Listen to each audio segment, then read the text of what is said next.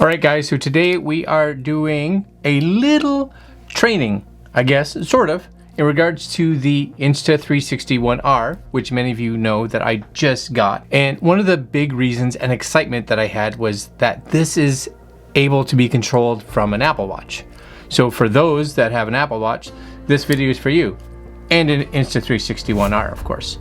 So we're gonna go through step by step how to get the Insta360 One R app on your watch, synced up to your camera, and then how it works. And that's coming up.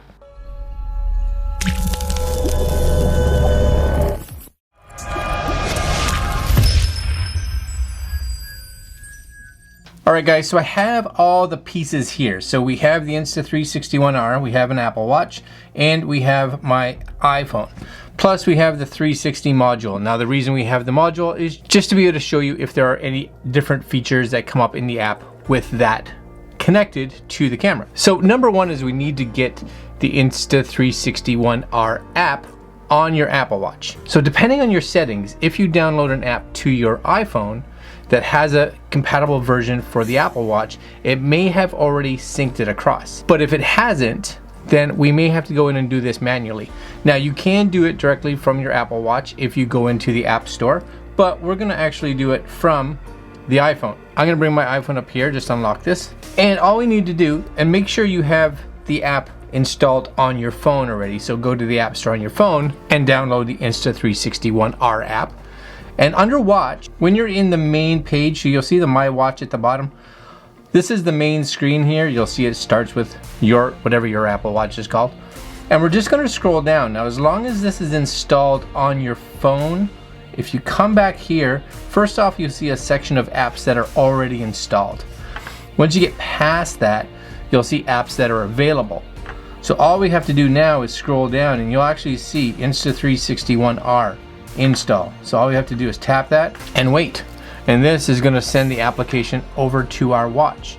Now, as we do this, this is a great time for you to kind of come in here and look at maybe what other apps are available for your Apple Watch, because maybe you didn't even know that some were available to your watch.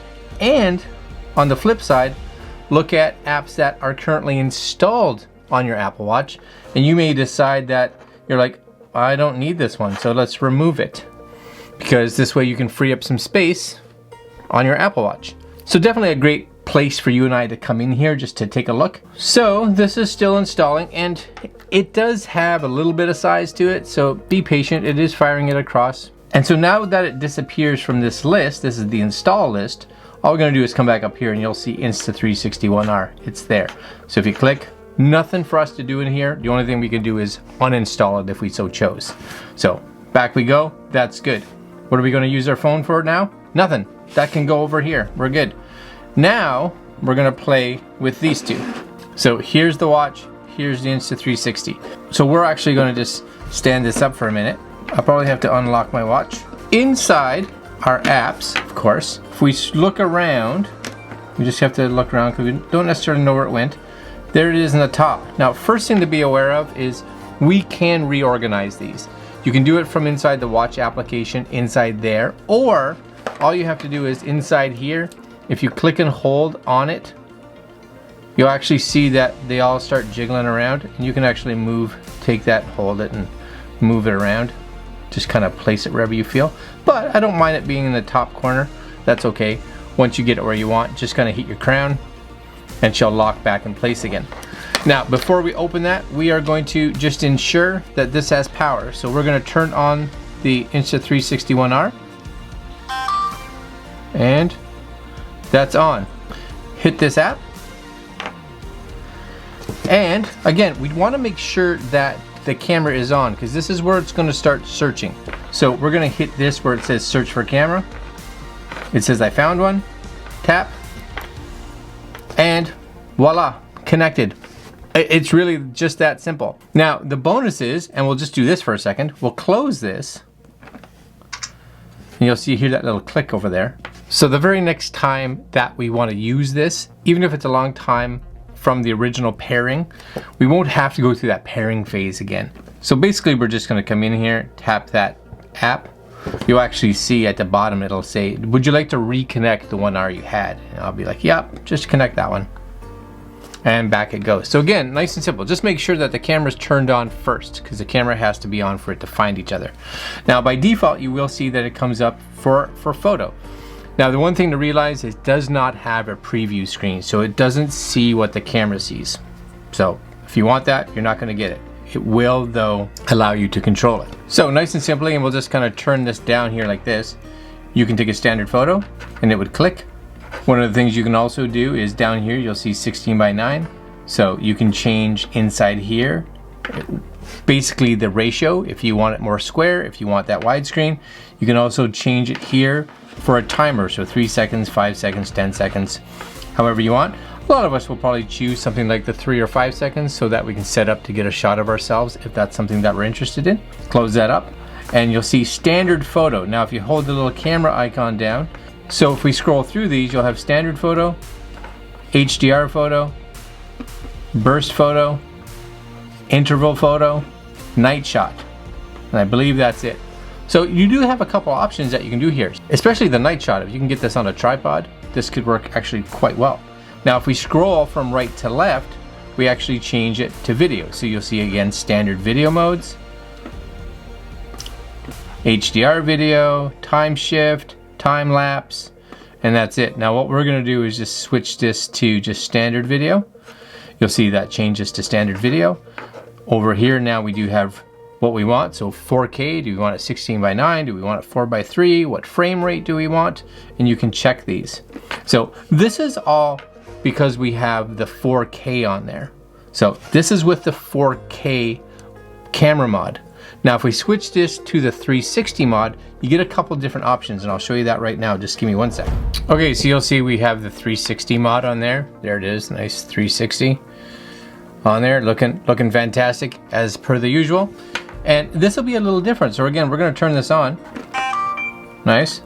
Because this isn't on my wrist, it's going to make me enter a password. Nope, we're good. All right, we're just going to set that down for a minute. And we're going to come in back in here and reconnect. And this time we will switch this to video again. Okay, so now you'll see we have it in video mode, 5.7K. These are things that you can change, resolution. You can change it back to photo if you so choose. But the big one here, and really the only difference from when you have it with the 4K mod, is that if you hit the record button, you will actually see that you get two new options. You get a flag, so you can flag a section, and tracking. So at this point in time, it will start tracking an object. So if you were in front of it or had somebody, it would start tracking it, and you could turn the tracking off. And you'll actually hear the Insta360 make little sounds, right? Enter the flag, enter the flag, started tracking, turned off tracking, stopped recording. Very cool. So I do think for those of you that have an Apple Watch, it's kind of cool to have that ability to use it as a remote for the Insta360 One R instead of having to bring out your phone. So for a lot of times, for me, for instance, I may be doing something either on a skateboard or a mountain bike or on my motorcycle, and my phone is either mounted on my bike, for instance, which is not easy to get off, or it's packed up somewhere. Being able to control the Insta360 right from my watch, really, really nice. Super nice, convenient, and I think, I'm not 100% sure, but I think it'll actually relay GPS coordinates, so like speed and elevation. I'm gonna test that later on this week to see if it does. So make sure you stay tuned for that video. That'll be coming up shortly, I think. All right, guys, I'm gonna leave you there. I am gonna put links down below if you guys are interested in picking up one of these Insta360 cameras. Pretty cool for sure. I am going to be putting up a few videos, like I said, further testing on how the Apple Watch relays maybe GPS information. I do want to check to see footage comparison between the 4K and the 360. Maybe the 360 is just good enough for most of us. Plus have that flexibility of the 360 camera. And last but not least, I do have the Insta360 One USB-C to mic adapter coming. So I'm going to check it to see how well that works in a motovlogging scenario. Oh yes. Okay guys, I'm gonna leave you there. Again, links down below. Like, comment, share, and subscribe. Hit the notification bell on whichever side it is. I never know. I don't know. And that's all. We'll see you guys tomorrow. All right, my friends. Later.